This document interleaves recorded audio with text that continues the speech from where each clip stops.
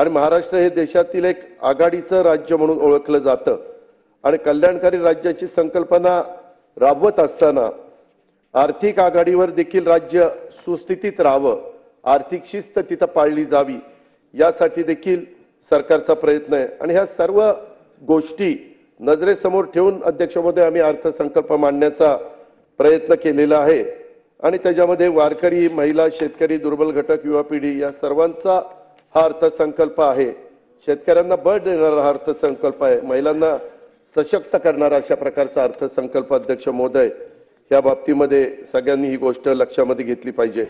अध्यक्ष महोदय हा अर्थसंकल्प मांडत असताना मला मी जास्त सगळ्यांच्या 70 लोकांच्या सन्माननीय सदस्यांच्या प्रश्नाला उत्तर देऊ शकणार नाही, परंतु जे महत्त्वाचे प्रश्न आहेत आणि ते बहुतेकांनी त्याचा उहापोह केलेला आहे त्याच्या संदर्भामध्ये मी उत्तर देण्याचा प्रयत्न केलेला आहे।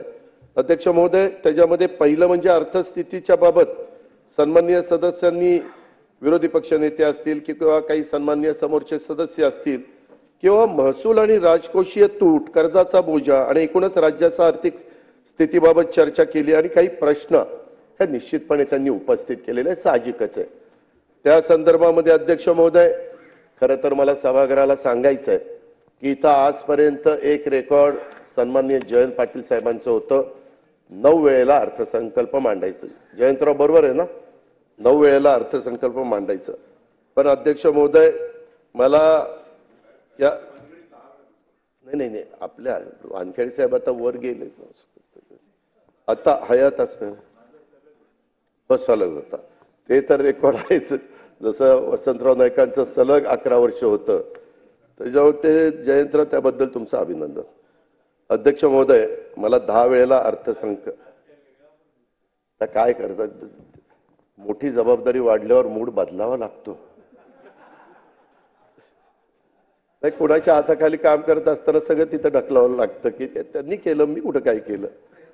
अध्यक्ष महोदय जाऊ द्या, परंतु मी पहिल्यांदा नाही, दुसऱ्यांदा नाही, तिसऱ्यांदा नाही, चौथ्यांदा नाही, मला सभागृहाला 5व्यांदा नाही, 6व्यांदा नाही, 7व्यांदा नाही, 8व्यांदा नाही, 9व्यांदा नाही, 10व्यांदा अर्थसंकल्प मांडण्याची संधी मिळाली। आणि काहीतरी अध्यक्ष महोदय आम्हाला थोडा बहुत अनुभव आहे, इतरांच्या एवढा नसेल पण थोडा का होईना अनुभव आहे आणि त्याच्यामुळं मी कोणत्याही बाजूला महाविकास आघाडीमध्ये होतो तरीच मला अर्थसंकल्प मांडण्याची संधी द्यायची आणि महायुतीमध्ये आलो तरी अर्थसंकल्प मांडण्याची संधी त्या ठिकाणी द्यायची दिलेली आहे, ही वस्तुस्थिती कोणी नाकारता येणार नाही।